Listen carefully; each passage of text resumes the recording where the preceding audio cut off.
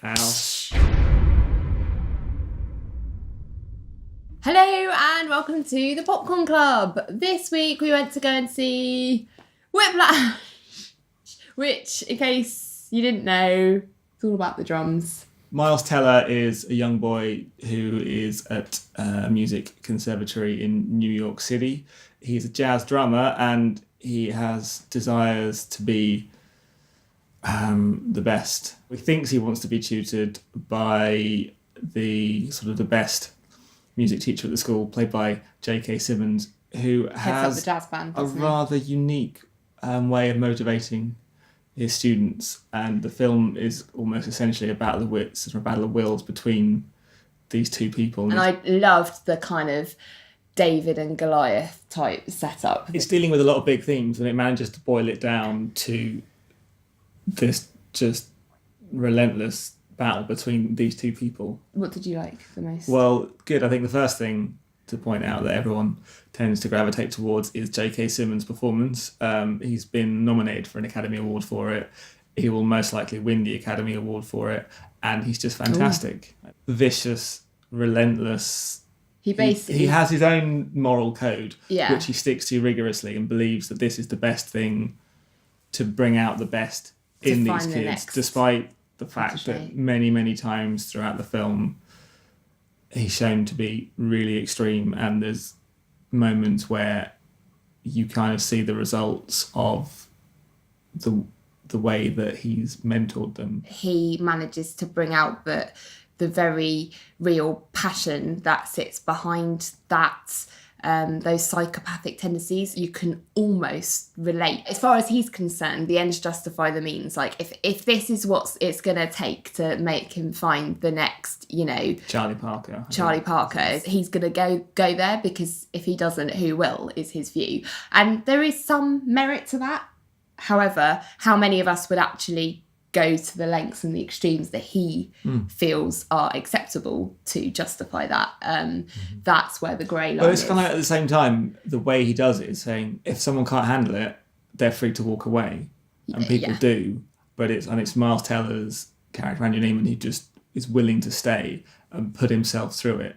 He believes that he is that next, musical genius, and that if he was truly great, that he wouldn't back down, he would keep going. So it's really, really fascinating to watch. So yeah, I would agree, the performance is brilliant. So J.K. Simmons' performance is wonderful, and he does some really awful things to the people that he's in his care as a teacher, but brings enough humanity to that part so that you don't just vilify him and you understand where he's coming from. You maybe don't agree with him, but you can see where he is. On the flip side, Miles Teller, wonderful as well. For a performance that's such a tour de force as J.K. Simmons brings, it needs someone really strong to be the reverse of that and the nemesis to that. And who can actually play the drums would help, and does help. He is just relentless. Like, it's breathtaking to watch them do battle basically throughout the whole film. The soundtrack is wonderful. Like the score that they use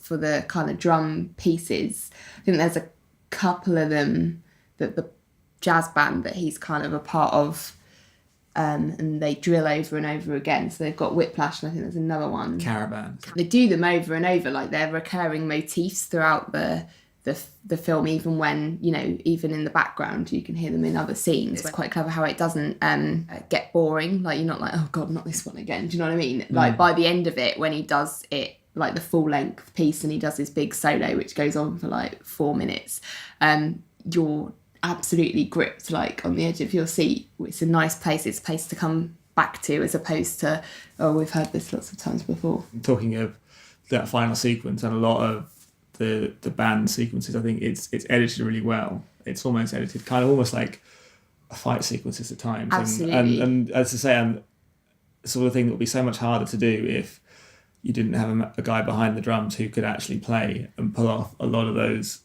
moves. And almost like towards the end of the film, when it's just cut and it's cutting to back and forth and to and from. Just on their eyes sometimes, just eyes. It's all there, all that emotion, that determination, that no, you fucker, I'm going to win. I can't think of, in recent times, a film with an ending that has just blown me away as much as that has. And if you just said to me, like, on paper, like, oh yeah, you're going to go and watch this film, it's a guy drumming, and at the end of it, he's going to drum for like 10 minutes, and that's it. I'd be like, oh right, well, you know, I like a bit of drums as much as the next guy, but that sounds a bit, you know, mediocre. It is just the most gripping scene, the most triumphant scene as well, because you're absolutely behind him and rooting for him and want him to really stick it to this fucking arsehole that's been just absolutely thrown him in the shit time after time after time. But having said that, he's driven him to achieve that in a lot of ways. Yes. And that's the kind of, you know, the dilemma that the film poses. But you are so there with him, and at the end you just want to punch the air. In fact, I think I have punched the air. I've seen this twice now, and it's just fabulous every time. Almost somewhat of a fleeting success. You just wonder what would happen. Yes, he's put himself through all this. He's achieved this. But what now? Where does he go? And you could almost imagine him becoming... He punches him in the face. Mic drop. They'll still hate each other. They might have slightly more respect for one another. They'll still hate each other. And I don't think, as I say, Andrew Neiman would grow up to be that well-rounded a character. No. He's got shades of when J.K. Simmons comes in and he's in tears and announcing former that students died. The former students. I don't really see a much more different future for Andrew. Really, I don't think it's the pressure of genius. He's achieved his goal, but to what end and where does he go from here? He's still quite a troubled, slightly just completely single-minded, single-focused individual, and he still hasn't solved any of the other problems in his life. He's achieved this fantastic thing, but to what end? It's like for Charlie Parker, who just achieved it and died young. This was his drive throughout the film, and when he says in that family, I don't care if I die young as long as people will remember me. What should one strive for? Yeah, I just like the end because it just shows what humans can be capable of if they just put their fucking arse in gear. I'm swearing because it stirs up a passion in you. My God, the possibilities are endless. Whether it's right to push someone to the brink like that in order to achieve that, that's the moral dilemma. I'm not saying I agree with that, but it is breathtaking to watch. And you can't help but respect it a little bit. I know they were acting, but Christ, that message is, it's a loud powerful and clear. one. Yeah. So popcorns. I don't think I can give it anything less than 9.5 popcorns. It's just fantastic, really.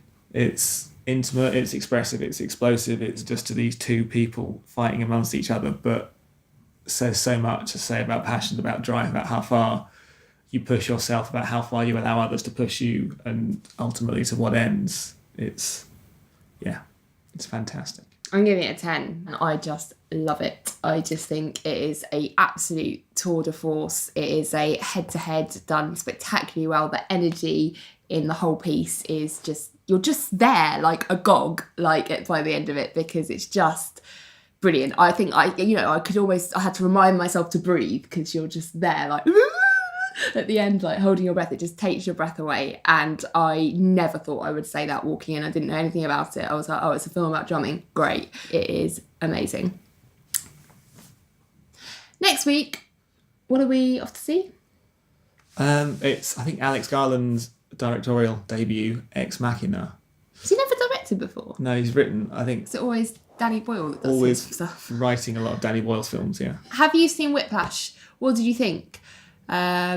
Did you love it? How can you not love it? Please tell me if you didn't love it. I'd love to understand what goes through the mind of someone who doesn't love something like that because it was so good. If you haven't seen it, go and see it now. Go, leave, switch this off. What are you doing watching YouTube when you could be watching bloody Whiplash? Literally. Blood, sweat and tears. Subscribe, like, Facebook, Twitter. It's all there in the description box. And we will see you next time for Ex Machina. Is that how you pronounce it? I think so. That's what I've gone with. That's what we're going with. See you then. Bye.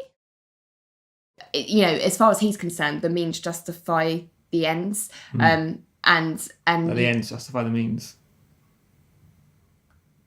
Yeah.